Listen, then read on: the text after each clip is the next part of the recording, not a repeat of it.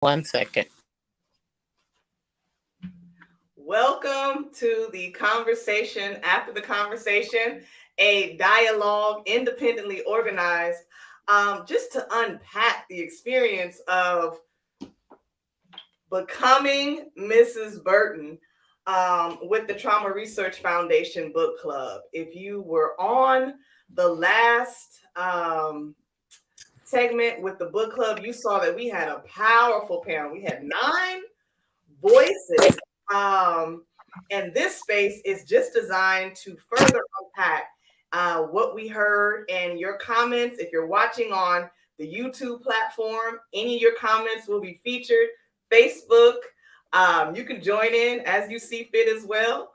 But Archera, would love to hear your thoughts. And then, of course, when Tony joins us, she's welcome to come back in as well.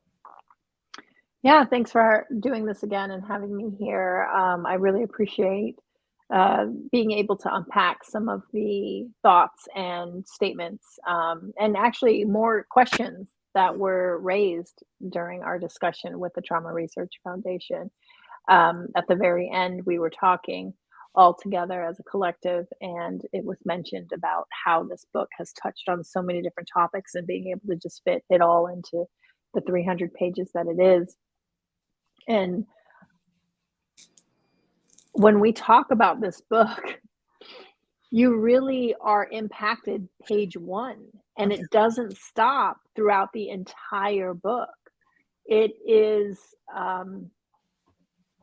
remarkable how much information was edited down and packed into this to provide the reader an insight, right? To provide the reader information, and then to have Tony here, and we've been saying, that fourth dimension of the story beyond the story. It's just been such a beautiful book club that we've been able to be a part of. So I'm just really happy to be here.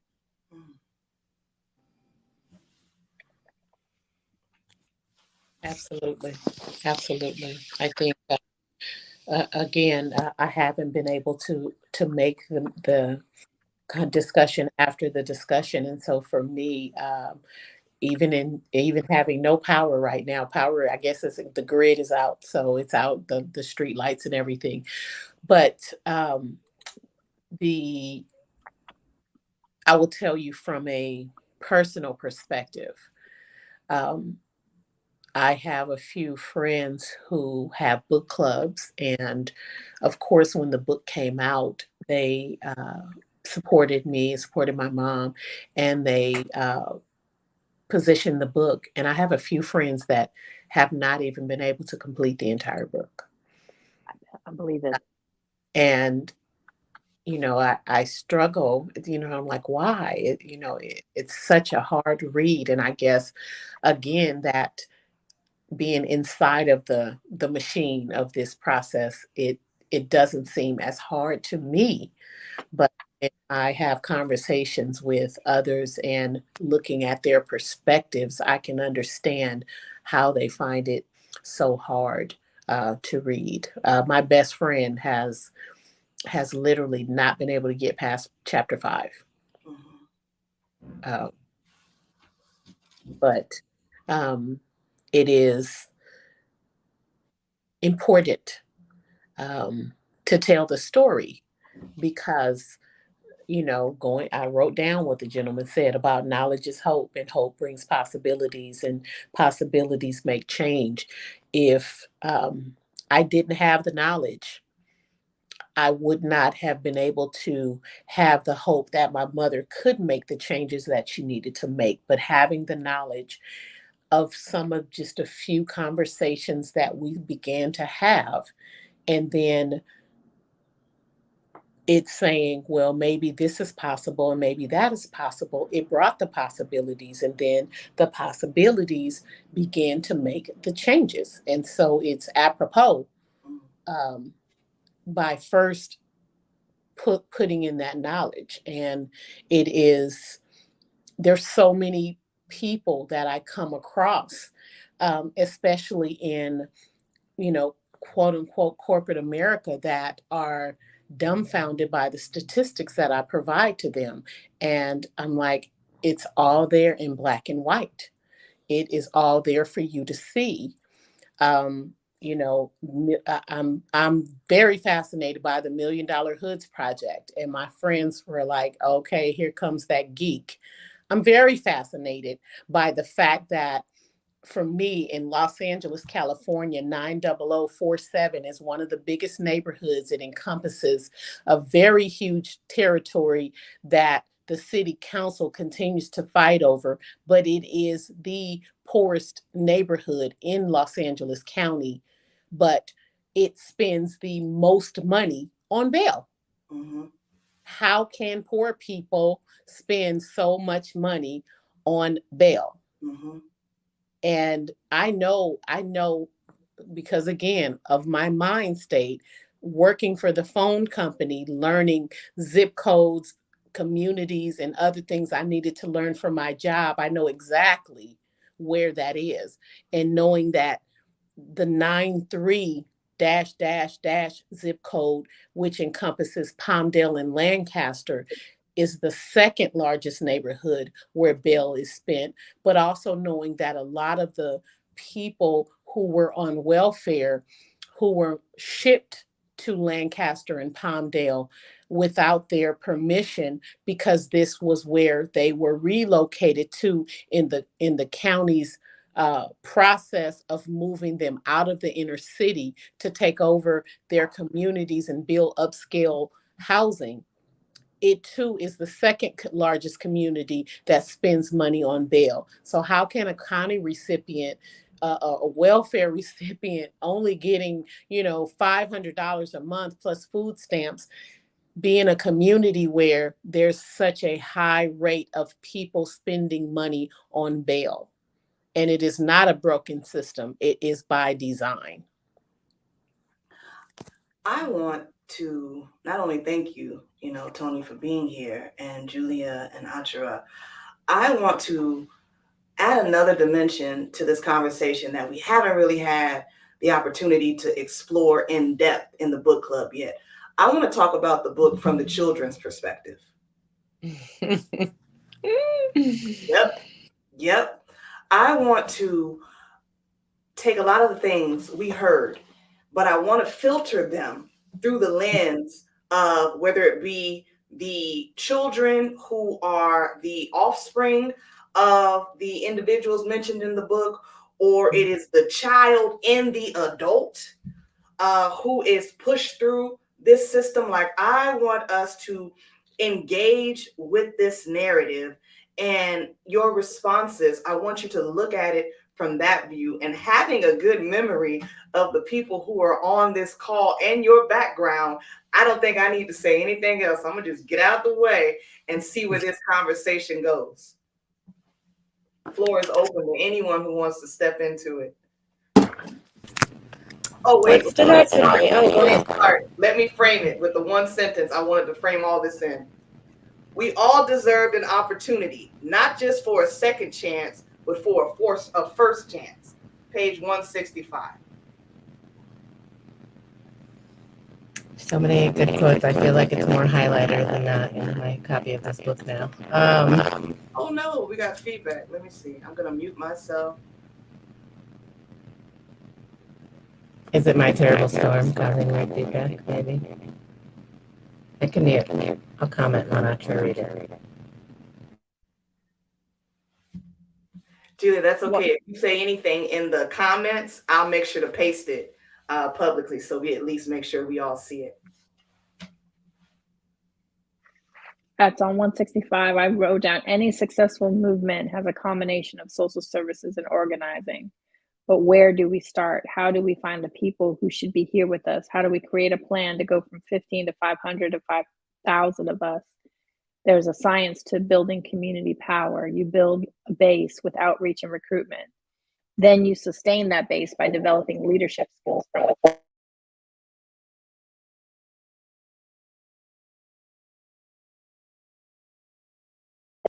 Oh, I was talking and my mic was muted. Did you hear anything I got to say? Oh, No. now There No, we go. we heard some of it. It didn't mute until like the last 5 seconds. So if you want to Oh, go okay. back over that, but we heard you. Okay. So this is Saul saying this, right? And it got me to thinking, like, they know this as well. When you want to talk about the children, right? So if they can co-opt the kids, like Tony was saying, into victim blaming and victim shaming and be a part of it, then they start very young and they perpetuate their system as they grow older, because there's that, oh, there's no hope, that sense of hopelessness, this is the way it is. And I think she talks about that too, like it ends up becoming, that's just the way things are. And that's a lie. Mm-hmm. That isn't the way things are. That's the way you've designed them to be. Mm-hmm. And the kids believe this. And so dad's always going to be a druggie. Mom's always going to be a druggie. I'm always going to be in foster care. No one's ever going to be able to take care of me. If that's up to be, it's up to me. I've got to. And then there's that emotional and psychological abandonment and trauma. And it's a constant re-traumatization. Mhm. That's a lie. Mm-hmm. Right.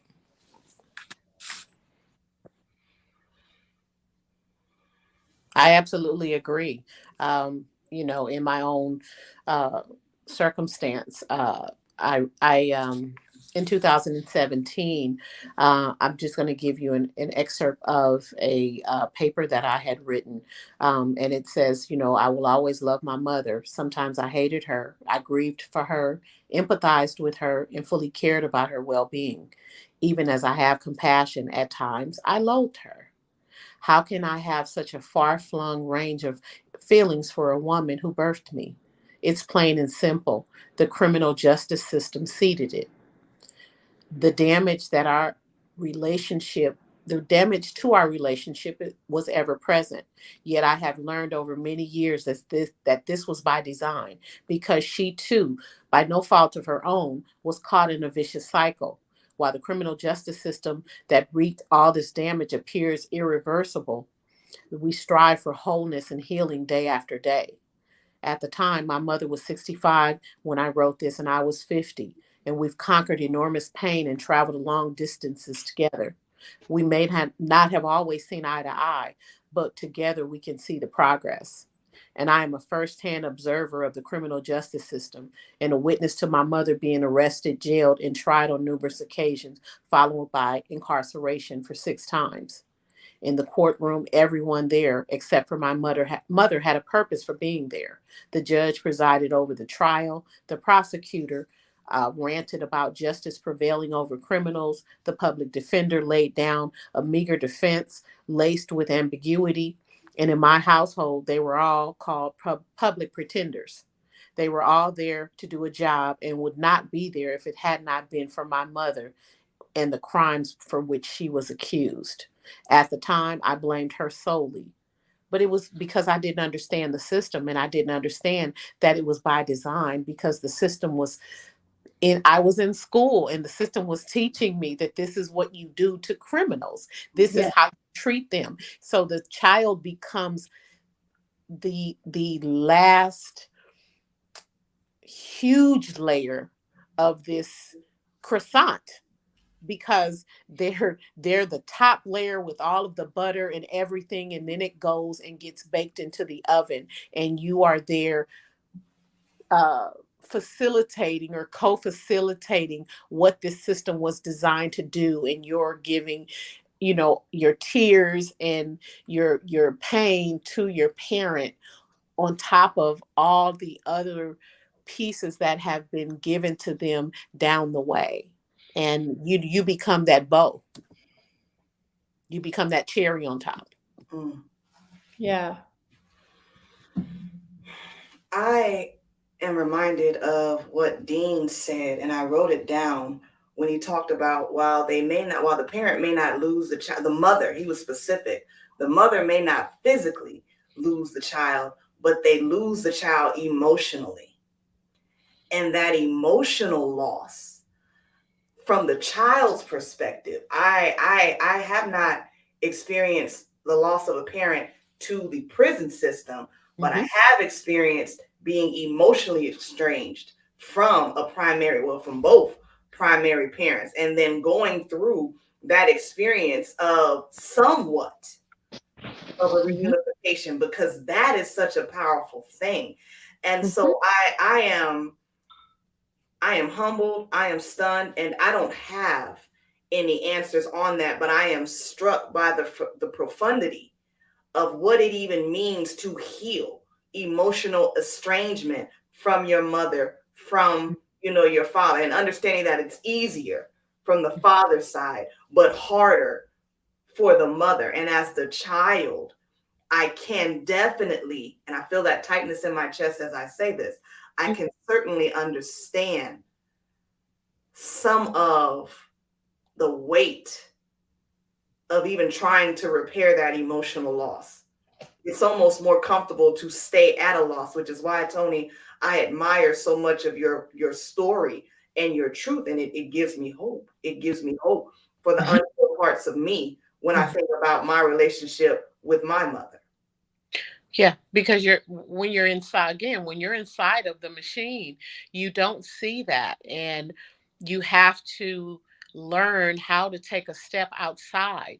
Being born and raised in the urban ghetto, there was always a man missing from a family, whether it was a father, an uncle, a brother, a cousin, a child.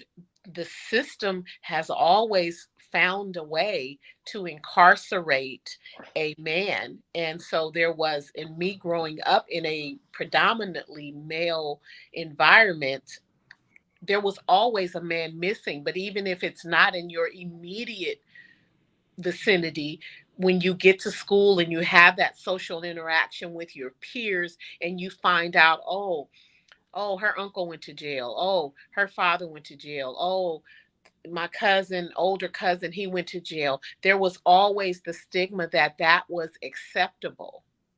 But when it happened to my mom, trying to process that was, for the most intelligent child, was insurmountable. And it trying to navigate that in elementary school, having the 4.0 GPA and all of the accolades, and trying to navigate that, I was speechless, and I had no words for it at that time.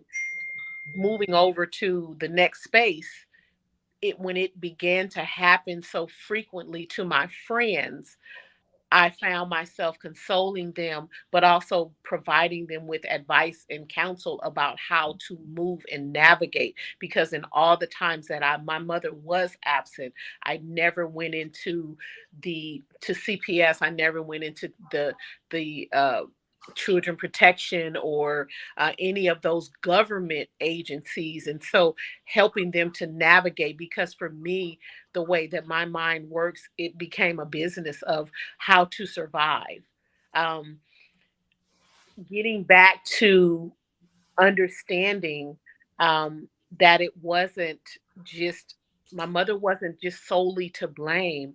I had to begin to look at all of the pieces and all of the things that were happening, because you wake up one day and 80% of your fathers and 40% of your mothers are gone. You begin to realize it, maybe there's something here. It's not just that, but everybody's walking their own pace. They're at their own pace, and society is still hammering away at you. Is that your mother's supposed to be in the kitchen baking cookies and cleaning up, and maybe the father's going to come, but if the father doesn't come, okay, then your mother needs to go get a job and needs to take care of you. But to be imprisoned, are you kidding me? No, that's not supposed to happen.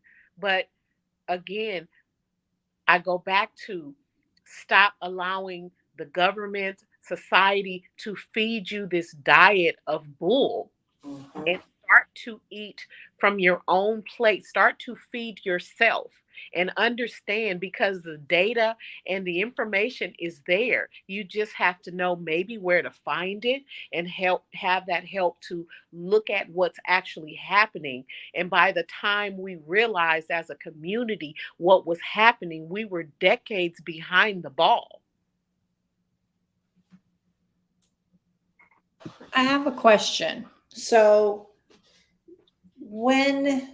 who is going along and up to the children saying, hey, there's hope for your mom, there's hope for your dad, there's hope? Like, who is coming along? Because when the environment that I was in recently, it was, we're only here to monitor, we're only here to, like, we're not here to get involved, we're a neutral party.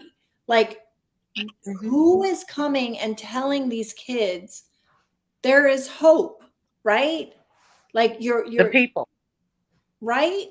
Not the government. Everybody around them is going, we don't want to get involved. And all that they're being told is the judge says this about your mom and dad, and they're getting the facts, right? They didn't make their parole, or they didn't meet their deadline, or and they're being told, and just there's a deluge of failure. Yes. Your mom is a failure. Your dad is a failure. We gave them a timeline which we considered reasonable, and we are the authority, and you're going to believe what we say, because what has your mom and or your dad done in over and over and over again? So please come with me to this choir and sing about your parents being a failure.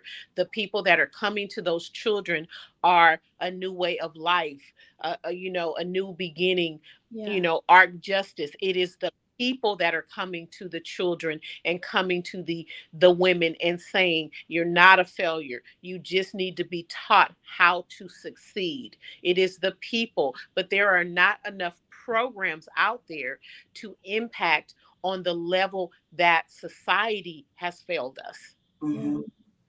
Mm-hmm. When you talk about not enough programs, it wasn't until I actually have the book, one of her books right here, Lindsay C. Gibson, Self-Care for Adult Children of Emotionally Immature Parents. This is one of her later books, but I started with Adult Children of Emotionally Immature Parents. And it was her research that first began to even highlight what Susan so often says in the book. I thought that it was something I had done wrong, my rationalization, how I made sense of what I experienced in my critical self-care as a child, rationalizing trauma. I had to make sense of it. That's what my brain and my body is designed to do.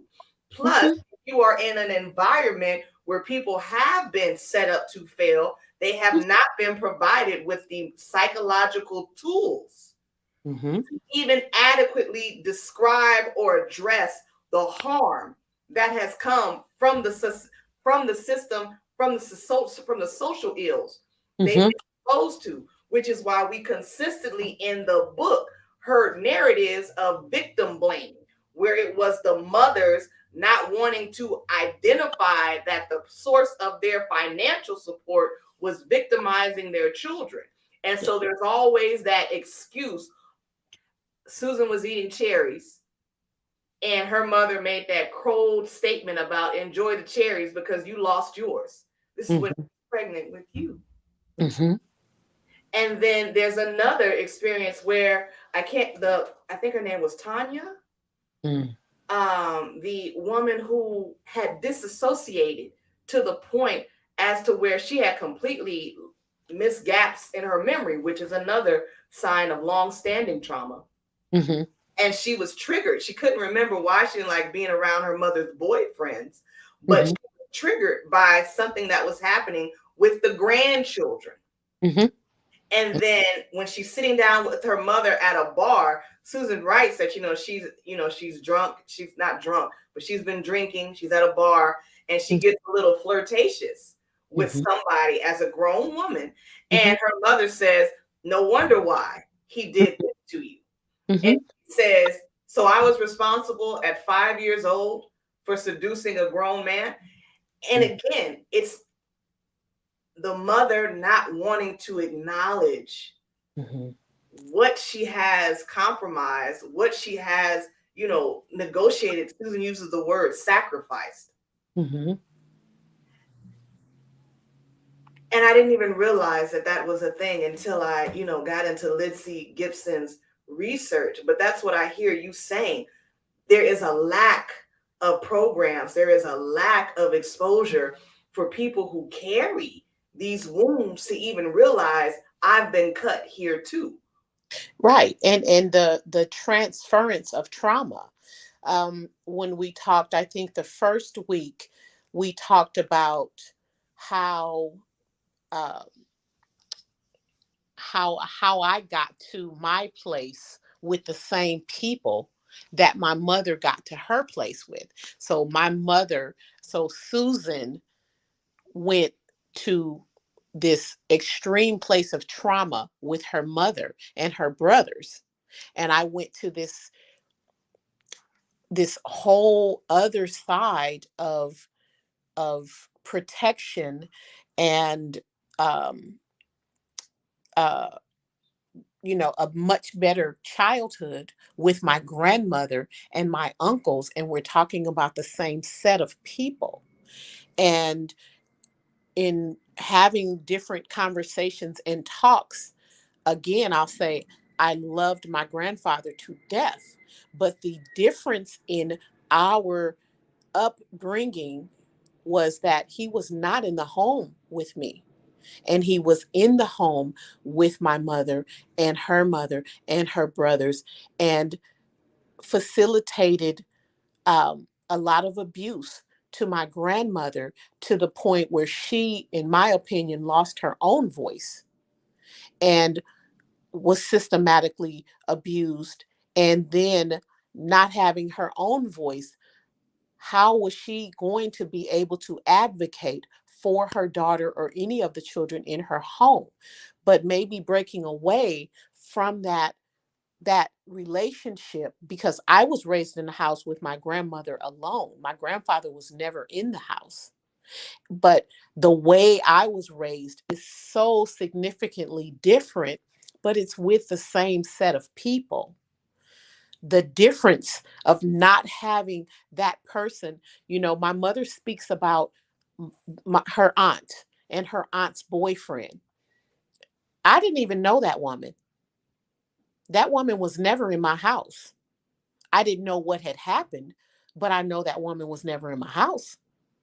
And so, did my grandmother then, in, I don't know, finding her voice, make that conscious decision or effort to say, okay, now I'm on my feet, moving forward, we're going to do things differently. We're going to do things like I want them to do things, because I had a different set of training.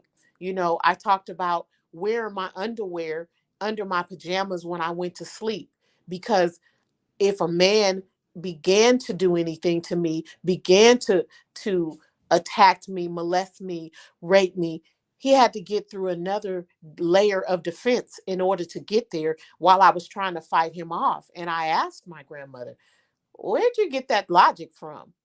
And she said, because when I was a little girl, being in the house with my older brothers and their friends came over, they would sneak into our bedrooms at night and try to fondle us and do these other things. And this is what my sisters came up with me, because my grandmother was one of the younger ones in the family of 10. She was one below the last set of children, the last set of girls that were born, who were twins, and one of them died several months after birth, and her mother died in childbirth. So this is how her sisters were raising her to survive.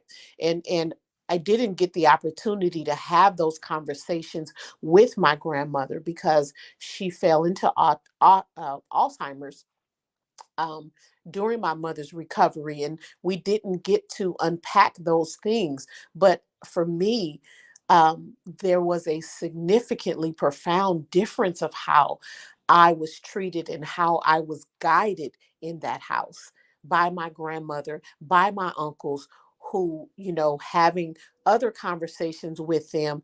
And, I was the mother. I was the mini mother. I would have stern conversations. And, I thought I was, the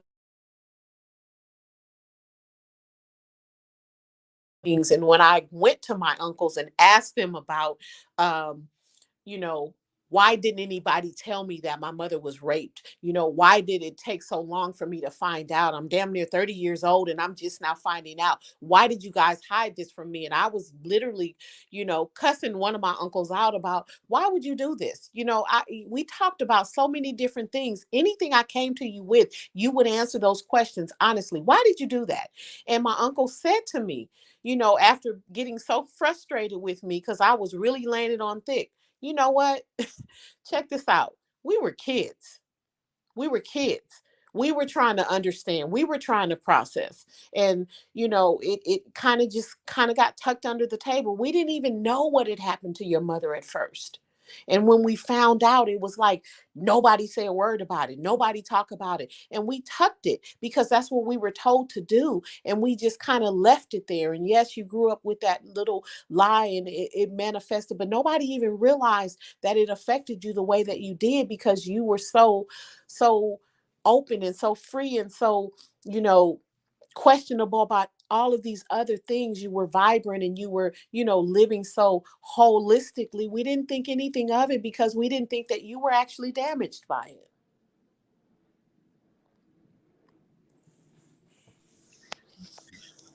Again, from the child's perspective, I have to add that component of the authoritarian rule of what goes on in this house stays in this house. You don't question adults. You do what adults say. And we are given, I say we because I was raised with that. That is automatically given to any adult that comes in that household. And I have firsthand memories of, going through a trauma and confiding to an adult that I thought I could trust, an adult that was seen as an elder.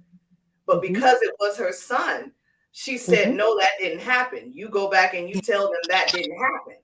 And because this person has the label of grandma, because this person has the label of Mr. or Mrs., as the child, you have to then wrestle with that venom, with that poison, because the authority training, exactly what I hear your uncle saying. We were children.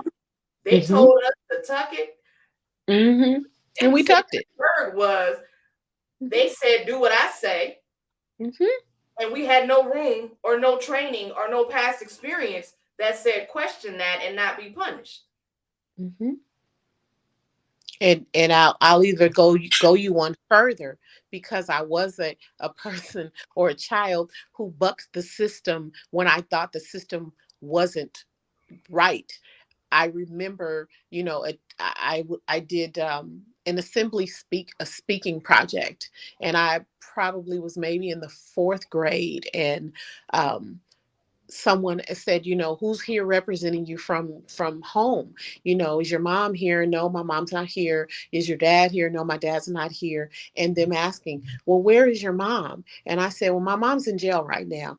And the stigma that fell over that, like, oh my God, I was kind of like whisked away to the back of the auditorium, and it was like they were having this conversation about whether I should continue to go on with my speaking assignment. And I'm looking at them and thinking, like, why? What's the problem? And going home and having the conversation with my grandmother and her telling me, yeah, we don't speak about what goes on in here.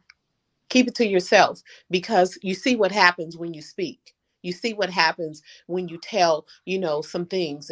And there's been several instances where I have laid the truth down. It wasn't my truth. It was my mother's truth or my uncle's truth. I went out for a job and the application didn't ask it, it passed up over whether I'd been convicted of a felony, but had anyone in my family. And you don't want to lie on the application, because if they find out that you lie, that's already a reason not to hire you. And I told them about my mother, about my uncles. And I had a sheriff put his boot in my face and tell me, I would never hire you into this position because of your mother and your uncles. And once again, I thought, damn, telling the truth is really going to stigmatize me. Let me keep my mouth shut. So in my career in corporate America, I didn't want anybody to know, because lo and behold, if they got a piece of that, the stigma that was going to carry back with it about what that meant about me, I kept it. I didn't talk about it. Yeah. I think I see that all the time. Yeah. All the time I mean, I sit there and I can practice that with my child, right? Like, hey, if you tell the truth and you don't lie to me, then we're going to be in a better place if you tell me the truth. And so I teach him to tell the truth. And then he goes into the system, whether it's the school system, whether it's our local community, whatever it is, law enforcement.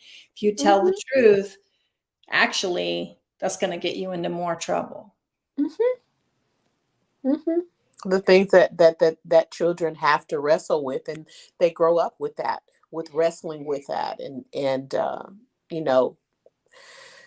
it's a lot. It's a lot. It's a lot to unpack, but you unpack it. I firmly believe in unpacking it. If I had not unpacked it, I wouldn't have been able to have my mother come into my home. I wouldn't be able to have that support. You have to unpack it. The damage of you overpacking your suitcase and dragging it, the analogy, dragging it into the terminal, and you having to pay more. If your suitcase weighs, I believe, over 50 pounds or 51, you have to pay. But it's not money that we're paying, it's our lives that we're paying. You have to unpack it. And I believe wholeheartedly, as with all the drama, with all of the stress, with all of the pain that we have gone through, I so much more see my mother's pain. She much more sees my pain, and we both come to the table together instead of sitting across from one another, because we've been able to unpack so much of our luggage. You can't, you can't take it with you. It's too heavy. It's really too heavy, and we just have to continue to unpack it. And the graces that we have been given, with my daughter sitting there at the head of the table watching me and my mother unpack, even refereeing between me and my mother, unpacking. And even, with my son, him seeing me with maybe just one suitcase, and not having three suitcases trying to go to Vegas. Me allowing him to go through that process, me being very open and honest with him, and helping him understand how the layers in our family is, because my son is my biological cousin, and he has 11 brothers and sisters on his father's side. And his father is my mother's brother. But him not having to be a toddler trying to lug a 4-pack of suitcases to understand why my daughter is his sister, but is his other sister's cousin, and how that equates. I didn't force him to walk as a toddler with those 4 suitcases. I said, look, this is your sister, and these are your sisters, but they are her cousins. And we talked about it, and we talked about it every day if he needed to, every month if he needed to. He entered kindergarten by telling his teacher that he had 2 moms, and she politely wanted to give me a lecture on being a lesbian. And I said, honey, if I was a lesbian, I'd be happy to be a lesbian. I'm not a lesbian. My son has 2 mothers because he's adopted. but I'm in your face. I'm no longer, for years I'm not going to be afraid to unpack my luggage in front of anyone. But Mm. whatever it is that I am, whether I'm a lesbian, whether I'm cis, whether I'm bi, whatever it is, you are not going to make me be shamed about who I am. And you're No. not going to make my son be shamed. Let me tell you about my son. He was born addicted to drugs, and his mother, unfortunately, was not able to keep him. I stepped in, but guess what? Today, he has two mothers. And I make him thankful for having those two mothers and not ashamed. Yeah. I want to It's amazing. with that. Like we went 10 minutes over, so bonus. Sorry. Hey, are you kidding me, Tony? They gonna get all this smoke. Like, we normally stay within 30 minutes, but this one was Oh, special. This one was special, so I was gonna roll with it until okay. we got to that point where it made Okay. sense to land this Yeah. plane, because these are truths, and we're talking about the child's perspective. And so Right. I was gonna treat this like church. We leave when we leave. Okay. I want to talk about page 238 because it's a great summary of what we're talking about right now. This is Tiffany. Tiffany sat in the back seat staring out the window, thinking of how she just left her children.